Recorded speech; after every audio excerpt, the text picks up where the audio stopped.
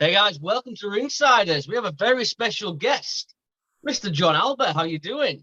I'm great, guys. Thank you for having me. I appreciate this cross-continental endeavor that we're about to embark on. It's very much appreciated. Hey, Yeah. it's cool to have you on, mate. You're one of these names that just pops up every day on. I'm so sorry. It's not a bad thing, dude. Like you've always got something to say. You're always getting people slightly riled up, or you have people agreeing with you. Whatever you're saying, people are interested. So we're very happy to have you on today. Uh, it's funny. People react to someone just being themselves and giving honest thoughts. And I don't think I've ever set out there to rile up an audience or anything No. like that. I think the most important thing that you can do, especially when you have a platform on social media, is to be your honest self and transparent with your audience. And I feel like I am, and some people just don't like that, and that's how it is, and that's life, right? Exactly, Right, exactly. that's social media in a nutshell. Yes, Yeah, it is. it is. It is. But before we talk wrestling stuff as well, I have to ask you because I follow you on Instagram and I've got to ask about your bio. Is it true you was almost run over by Bruce Springsteen? See, now I know we're gonna have a good interview because Yeah, we are. that's a good way to start. Yeah. I used to play in the Jersey Shore Asbury Park music scene a lot when I lived in New Jersey, and I grew up. Springsteen and AC/DC are my two all-time favorite acts, and like very deeply emotional connection to Bruce Yeah. Springsteen kind of thing. And I was loading into a gig in Asbury Park. I want to say this was 2014 or 2015. I can't recall, but he was doing a surprise appearance at said gig, and I was loading in, helping load in, and he had a big green Range Rover, and he turned in. There were some fans that recognized him, and he tried to be coy, so he kind of zoomed in, and I mean, this much distance from him running over my left foot. Whoa. So, so he stopped and saw, gave me a little Bruce Springsteen chuckle. If you're a Bruce fan, you know what that sounds like, and I can live to tell the tale. So here we are. I had to ask. I saw it. And I was like, "That's the coolest thing ever." Because I'm a guitarist from many years ago, and I have the connection. Like I'm a big Motorhead guy, so the fact that you're an Very nice. AC/DC guy, Very nice. but I was like, who wouldn't want to be run over by Bruce Springsteen, right? Honestly, I should have let him run over my foot because I could have gotten a nice payout out of that, I feel Yeah, like. you could. And Well, yeah, I think so. But Next time. it's just the coolest thing. It's just the coolest thing. I don't know if you realize this, Callum, as well. We are talking to an Emmy Award winner. I know. Yeah, I was yeah. going to bring it up at some point. I mean, we should really have put it in the introduction. It's I know. you lead with. Yeah. Never mind. Everyone knows now. Everyone I knows now. appreciate the flattery, guys. That's Genuinely. all right, man. It's all You're right. good It's not dudes. flattery, it's true. It's also, Yeah. again, I know I keep saying we are going to talk wrestling, but another thing, so obviously I've been doing a bit of reading and stuff. Billy Gunn said you've got a very punchable face, correct? That is how I got my foray into working in pro wrestling and on the independent scene. I was covering a one-man show that Billy Gunn was doing when I was up in New England, and I had talked to him a few times before that, and he told me that I had a very punchable face, and I was like, "Oh, okay." And he said, "Well, thing is, if you choose to foray into wrestling, that's your meal ticket. People will want to Right. pay money to see you get your ass kicked." And I said, "Huh, interesting." And 6 years later on the independent scene, the Emmy Award winning Jon Alba There we go. carries his There it beloved Erica around for heat. And and I managed the hottest trio on the New England pro wrestling scene, and prestigious. And it's been a blast, guys. It really has been a ton of fun. I love how you just happen to have it with you behind you. You know, just She's Great. my significant other. I gotta take care of her. So it's just this is her bedroom area, and there's a picture of me as a Muppet next to her and a bottle of Jameson appropriately. So that's There we go. how we get by. Perfect. Can you explain Perfect. the sign next to you, just for people who? Yes, this says, "Who the hell let Jon Alba back in?" That was a sign that someone brought to an indie show that I was working, and I just thought that was so great. And I said, I need to have that. So I had it shipped down to me in Orlando. And now it's part of my Limitless Wrestling. Yep. Which biasly, I think is one of the top promotions in the country, in the United States. And yeah, it was a fan brought that, and I just thought that was so great. So I had it shipped down, and now it's part of my makeshift temporary home studio here. So it's been fun. Love it. How have you found, obviously, working with Limitless and obviously Randy Carver? Because Callum interviewed Randy, didn't you, a few months ago? Yeah, what a nice guy. Yeah, when he chooses to be. But no, Randy's great. And I mean, the guy is 24 years old, I think, and started Limitless when he was 18 years old. And that brand has grown into legitimately, and I'm biased because I'm one of the top people involved with the promotion in terms of the behind the scenes stuff, but I think it's one of the top promotions in the United States, period. And I think it's evidenced by who the champions were there. MJF, Anthony Green, Christian Casanova, now Carmelo Hayes, Daniel Garcia, and now once again Anthony Green. I think that's a track record that speaks for itself. That's what I was saying to Randy before, is if you look at the people who win the Limitless Championship, they have all been signed by a major company at some point. It's like if you win the Limitless Championship, you're going to get signed. Yeah. I can't think of a more... I can't think of a title history that has a 100% record of that happening.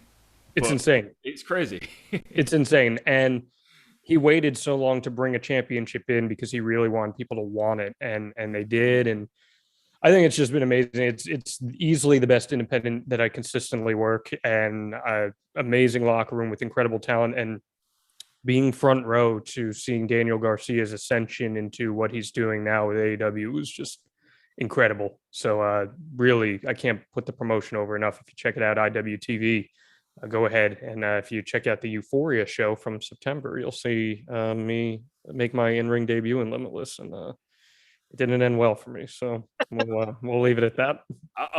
Leave it at that. I was going to say, tell us about that experience, but it sounds like it's a touchy subject for you, John. I have seen some images, so yeah, I can tell. Yeah, it didn't end great for me. No. I entered the ring with a jacket made of the fur of 7 real raccoons, and my boys in Prestigious were looking out for me in our match against Team Davienne, which was made up of 4 incredibly talented women in Davienne: Ashley Vox from MLW and Impact, and Delmi XO, her sister, and Becca, who was just cracked the PWI Top 150 as one of the greatest rookie years you'll ever see out of a woman in professional wrestling. And working with those 4 women was incredible. The ending of the match was not incredible. It was not prestigious by any stretch of the imagination, but fun experience. And I don't have much left on my bump card, so I'll take the high road.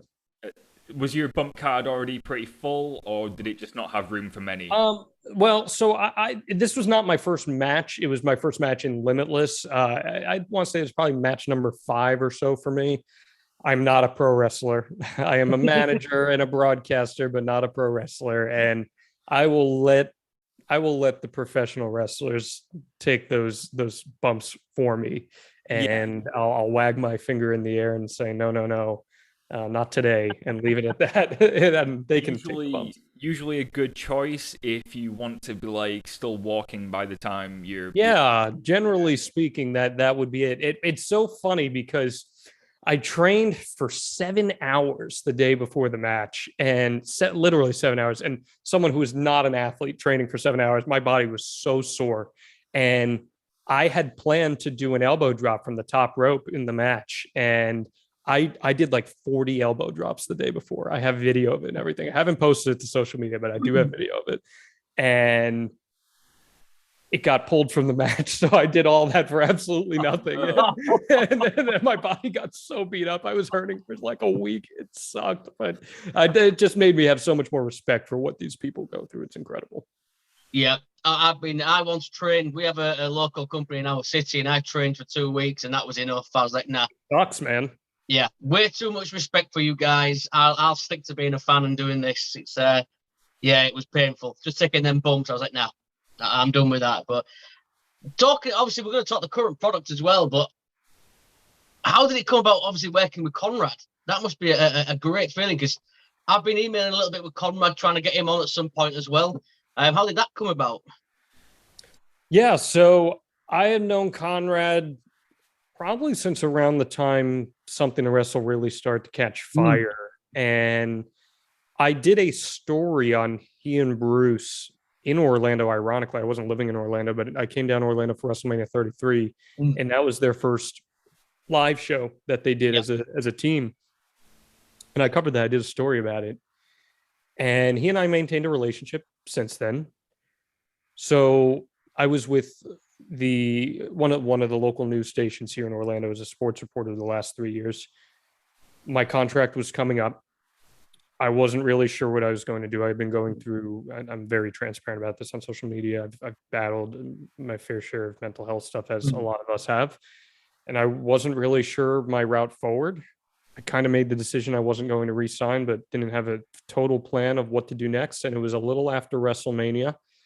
I got a call from Conrad, and he was like, "What do you think about the idea of doing some content with me?" And in my head, I was just saying to myself, "Oh, he wants me to host a podcast or something, and I'll have to see what the logistics are with my news contract, because there's a lot of stuff to get around. And I don't know how plausible it's going to be, but I'll see what I can do."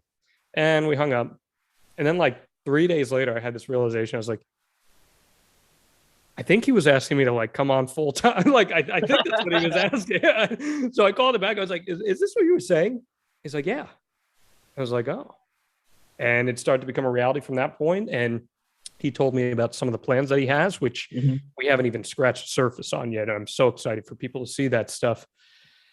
But we signed the deal, inked it, came on board in the beginning of October officially, even though there's been a lot of things in the motions for the last few months, and it's been awesome so far. And we have some really cool shows that have not been announced yet that are going to be dropping in the immediate future that I'm so excited for everyone to see. I'm so excited as well. I love, obviously, Something to Wrestle is one of my favorite podcasts. I just love I love everything he does. And I think recently Kerry Silkin's Last Stop Penn Station has gone there as well. Because Kerry's somebody we speak to quite regularly, at least 2 or 3 times at least twice a month. So it's nice to see people like that getting the opportunity as well. But now, obviously, with Conrad, the current product, you're doing reports on that. What's your thoughts on the current product? I mean, I'm going to be honest with you right now. I really struggle to even watch the highlights. Yeah. Well, it's funny. My job eventually, as you'll see it unfold here, and you see some of the content that we're going to be dropping, is because Conrad's network has specialized so much in nostalgia, right? Yeah. So my job is to kind of bridge nostalgia to the present. Yeah. And because I'd like to think I'm pretty in tune with the current product that we see right now out there. There's definitely a lot of good, and there's definitely a lot of bad. And I tweeted this the other day, and I got some heat for it, but frankly, I don't really care. I said this is the least interested in Monday Night Raw that I've been in my 24 years as a pro wrestling fan. I saw your tweets. I tweeted that one, agreeing exactly with it. I could not have summed it up better. I don't mean that with any vindictiveness. There's no evil behind that. It's just reality. I think that the show is a poorly put together program. I think that it does not week to week build upon itself, and it drags. It's a 3-hour show that drags, and I don't blame the talent for that. I don't even blame the writers for that either. I think it's reflective of the process right now in WWE. And SmackDown is a little more easy to take in because it's only 2 hours, and Roman Reigns is doing such great work right now that anything he's involved in, I'm pretty usually interested in. So I think it's just a matter of, when it comes to the current, you look at the positives, and because there is so much product out there, watch what you enjoy. I get the tweets all the time that say, well, just turn it off. Well, guess what? I can't turn it off. This is part of my job, and I'm grateful that it's part of my job. I can't just turn it off. But most people have the luxury to do that. And I encourage you, whether it's AEW, Ring of Honor, Impact, other WWE brands, IWTV, Fight TV. There's so much stuff out there for people to enjoy. Yeah, I do. I struggle. It's at least I struggle with the highlights in it. I totally agree with that tweet the other day. I've been watching it. I'm 37. I've been watching 30 years, and it's for me. I'm sure Callum agrees, though. Yeah, it's just so difficult to watch Raw, but then I thoroughly enjoy SmackDown. Raw's hard to watch. It's a 3-hour show that feels like 5, and that's not how Raw used to feel. It used to be like Dynamite feels now, where it's a 2-hour show that feels like an hour. Yeah, but whatever happened to the days of cliffhangers? There's never a cliffhanger anymore. I used to go to school back in the day, and we'd all be talking about, I can't wait for Raw next week. I don't get that. Doesn't happen anymore. There's so much missing from the product now. Yeah, and SmackDown is almost a complete opposite. I can watch 2 hours of SmackDown and enjoy most of it. And even with the new NXT, I'm not a massive fan of the rebrand just from a design point of view, but I still don't mind the content. I think they're making some really interesting new stars in Joe Gacy, Tony D'Angelo. I think they're interesting, but Raw just seems so stagnant and stale. I just can't get behind it. And luckily, there is still SmackDown to enjoy as part of WWE, because if SmackDown was the same as Raw, I probably wouldn't watch WWE anymore, and that sucks to think. No, I would. I would. I'm a wrestling fan. Of course I'm going to. We all would. But I wouldn't enjoy it. But you see, that's the thing, So, and I'm not sitting here calling you "quote unquote" part of the problem here, Callum. But if you complain about something, that your complaining is, generally speaking, not going to improve said product. Don't care. Yeah. No.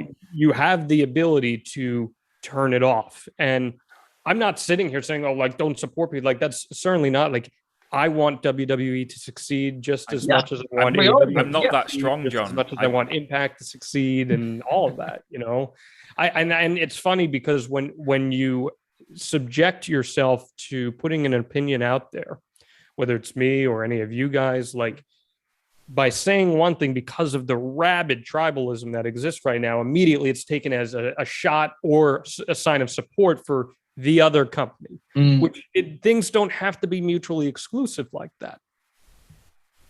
No, I totally agree. I know Callum mentioned as well, obviously, NXT. I mean, what's your thoughts on the rebrand of NXT? Yeah, I think there are elements of the new NXT that I find entertaining. I do think it's not as enjoyable as what it once was. I think the true heyday of NXT was late 2015 to early 2018, that period. I think NXT, and I have a theory on that, and it's that there was a market that AEW has since filled. There was a market for this indie style wrestling produced on a large stage, and Paul Levesque, Triple H, recognized that and said, we can do that and control the market share on that and give the WWE brand to that. So that's what you had. When AEW comes about, you see that it's that same exact thing. I mean, AEW and NXT are the same exact thing with one key difference. AEW doesn't have the WWE bubble limitations to it. And when you can push that a little further, fans take to that. So immediately once that comes along, you get a lot of what made NXT really authentic and special disappear as a result of that. And I thought the last year and a half of NXT booking was all over the place. Yeah. Nothing against the talent, amazing talent there, but it lost what it was at its core. Yeah. Partially by design and partially as a result of the landscape changing. Yeah, I feel at one point you hit the nail on the head. NXT 2015, 2016 was the world's most richest independent organization. It was listen, PWG. I was at NXT TakeOver Brooklyn, the first one, the Bailey Sasha one. I was there for that, and that is still to this day one of the most special shows I've ever been at. And as a whole, it's not the most incredible show. It's got 2 good main events, and that's really about it. But it's you knew something special was happening, and you knew there was this big shift changing, and I look back very fondly on it because of that. Yeah, it seemed like you're right. It seemed like the WWE was kind of starting to accept that independent wrestling was a hot commodity, and this was their way of having their slice of that cake too. Sure. And at one point, NXT was just basically PWG, but under the NXT banner. And I love PWG, I was a huge fan of that. But then I've never been quite able to put my finger on what happened to NXT, because it went from being the coolest brand in the world, like everybody unanimously loved NXT, and then was it AEW coming around which made people change? I mean, I think that's exactly what I think you can correlate it entirely to that. Yeah. And like I said, it's AEW fulfilled the needs that NXT did, except it was able to push it even further. Mm-hmm. And that's what people wanted. So, because at the end of the day, NXT was still a WWE product, and there are parameters that you're stuck to, and there's restraints, whereas AEW rather was able to push past those. What's your thoughts on AEW as well? I mean, Tony Khan's coming out lately, getting a bit competitive, firing at WWE. I know Eric Bischoff's come out and told him to pipe down and stuff. I mean, what's your thoughts on Tony Khan at the moment? I think Tony believes in his product. And what Tony Khan has is goodwill.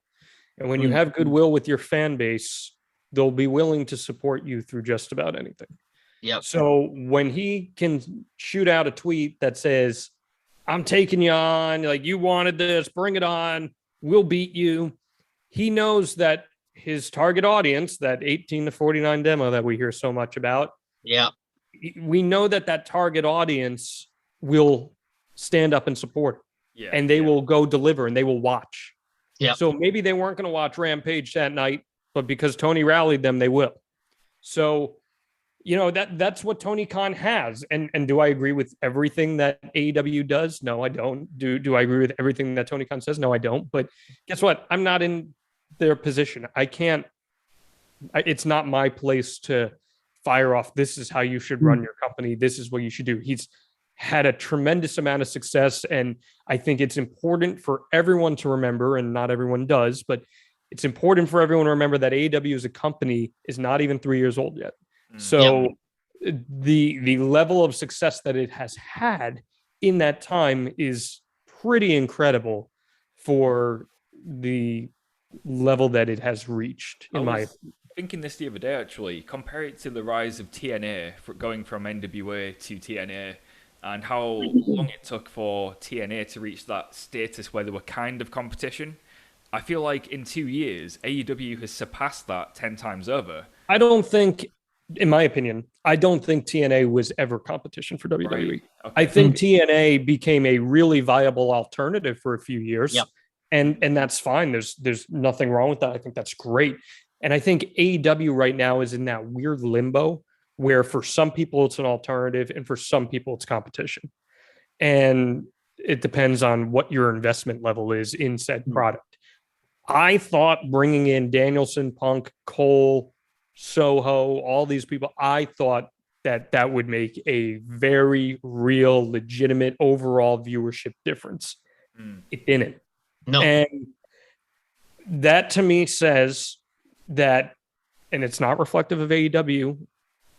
It's not really even super reflective of WWE either. It's that pro wrestling in the mainstream, despite these big money contracts, because it's a live sports entity, pro wrestling, the interest level as a whole is just not there. So it has a very passionate core audience that will be there week in and week out. But growing said audience right now, especially with TV viewing habits changing, is just very difficult. And people can go on YouTube and watch a 3-minute clip and that's it. That's all they need. That's their fill. Yeah, that's so true. Look at when Dynamite and NXT were going head to head. Every single week, it was always a split of 1.4 million people, roughly. Right. It's the same. It's always the same group. Yeah. Never Yep. anymore. So I feel like there is only a certain amount of people who still watch wrestling on TV, and the rest consume it differently, perhaps. But they're always fighting for those same fans now, I think. That's how it feels to me anyway. Yeah, and the positive right now with AEW is that their live events are generally speaking doing very well, and that's always a good sign. WWE has been hit or miss since it returned to the road, but generally speaking, AEW events sell very well. I was at Dynamite this past week, and outside of a small section in the upper deck, I mean, the place was packed. So, that's a good thing for the business as a whole when you see tickets are selling well. And WWE just announced this week that they're going to be doing all these stadium shows next year rather. And I don't think an AEW stadium show is that far off. No, I don't. Obviously, speaking of the WWE releasing the pay-per-views as well, what's your thoughts on the 2-night WrestleManias then? They seem to be sticking with that for the foreseeable. Yeah, I mean, I'm of the belief that WrestleMania really only needs to be a 1-night, 4-hour show and doesn't need to be anything more than that. I agree.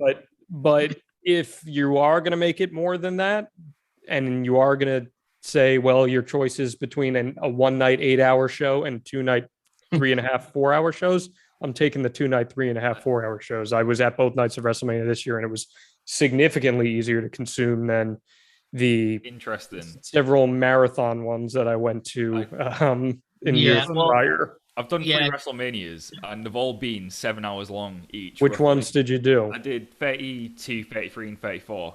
So 32 was not super long. 32 was like including the pre-show, I mean. Well, if you include the pre-show, then probably got a little long. 33, I was there, as I said. I mean, that was just like a chore to sit through. Was 33? That was Taker Reigns. Yeah, it was.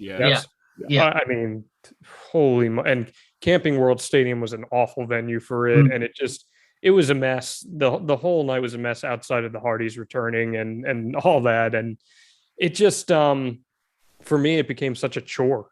Yeah, and like one of my favorite shows I've ever been to with any company was WrestleMania 30 in the Superdome, and that was a nice 3-hour show, super easy to consume. It is. Yeah, no, I agree with you. I think I'm all for the 1 night. I mean, I love going back and watching like WrestleMania 7 and WrestleMania 8, and it's like 3 hours, 3.5 hours. I'm like, perfect, absolutely perfect.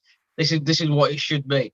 But I think we're planning on going next year, aren't we, Callum? So I mean. Yeah, I mean, we've already got the hotels reserved for April, so we're going to Dallas. Yeah. I can deal with. I mean, I'm all about the Hall of Fame anyway, because I'm a big old school guy. But as long as I get the Hall of Fame in, I'm all right. Have you done the Hall of Fame, John? I've never done it before. No, honestly, I've never had much interest in doing it, quite frankly. Nothing disrespectful about it. It's not something that really appeals to me, especially since it's not a real Hall of Fame. So it's just the reality. If it was a real Hall of Fame, maybe I'd be a little more inclined to. I get that. Yeah, I just think obviously it was going next year as well. My money's on Taker being the headliner, being in Texas. So I mean, could happen. To be there for that, it'd be something special. But going back to AEW as well, obviously, I'm seeing it on the tweets and stuff. People are suddenly starting to turn on Cody. I mean, what's your thoughts on that? He said he's never going to turn heel. Do you think he's going to? I don't know if he's ever going to turn heel. He may not. He may just be a lifelong tweener. Who's to say? I understand why people are a little tired of the Cody shtick. I get that, but I don't understand the amount of hate that he's been getting. I think Cody has proven himself to be extremely selfless with talent and has had no problem putting people over, or even if they don't win, I think he makes them look really good in a losing effort. He connects with an audience. Like at Dynamite this past week, he was booed mercilessly, but after the match and the show went off the air, he cuts this big babyface promo and everyone's loving him. And thank you, Cody Chit. So it's all an act on the fans' behalf, in my opinion. And like I said, I get that their shtick. I did not like his we solved racism promo back in May. Like that did not hit with me, and the other stuff. But I think Cody is a pretty selfless guy and has done things for the right reasons. And I don't think he's deserving of a lot of the hate that he gets. I think we met him a few years ago in the UK on the Ring of Honor tour. And one of the nicest guys I've ever spoken to. We told him that we've got tickets for All In, that we're flying out, and do you remember Callum? He was telling us everywhere to go in Chicago. He's giving us all these places. Oh, go to this place, try this, do that. Like, just such a nice guy. He didn't have to do that. He could have signed my autograph, took a picture, and moved on. Sure. Like you said, John, I don't think he's a bad person who holds down talent. Like you said, he's put over more talent, especially when he was TNT champion, than he has buried. You know, he's not buried anybody. Like I even saw people complaining recently that he beat Malachi Black, and it's like he's a wrestler. He still has to win matches. Right, and not everybody can go on a 14-match undefeated streak to start their career. You know, it's like because once everybody starts doing it, then it becomes less special when someone actually does do it. So I don't get that mentality, but I don't think he's bad. But I'm hoping. No, he is smart enough. To his credit, he is smart enough and self-aware enough to know when something's not working. And I feel like if he's sticking with it right now, he's doing it for a reason. And whatever it leads to, I'm actually excited because I've got full confidence that he knows what he's doing. So I might be tired of the Cody stick, but I'm really looking forward to what he's going to do. Yeah, like I said, I was not a huge fan of like we solved racism and everything, but like it was a bit tone deaf. He connects with audiences authentically, and that's most important. So. Yeah, sure. Yeah, I'm a big Cody fan. But I know we're gonna run out of time soon, John. I don't want it to cut off. So before we do let you go, is there anything you want to promote? Anything you want to plug? No, I would say just head over to adfreeshows.com and give it a look. It's been an absolute blast so far. I recently launched my one-on-one series that has been really fun because one of my favorite things that I've gotten to do as a journalist is long-form interviewing, and I hadn't had a chance to do as much of it as I would have liked to in my career. And I feel like it's one of my talents, and having this platform now to do that has just been so awesome. I had to sit down with Josh Alexander, with Daniel Garcia, and this coming week we have Danny Limelight from MLW coming on. He had a little AEW run as well, and he's an awesome story. His interview is great. Yeah. So check that out. I'll be listening. And adfreeshows.com, and like I said, be on the lookout. We have some huge announcements coming up in the next few weeks that I'm so excited for you guys to see and hear about. So please check that out. Hell yeah, we will. But can't thank you enough, John. Hopefully we can get you back again, maybe in the new year, do a bit more on the current products and see what's going on. But for now, Emmy Award winning Jon Alba. Thank you very much. Thank you, guys.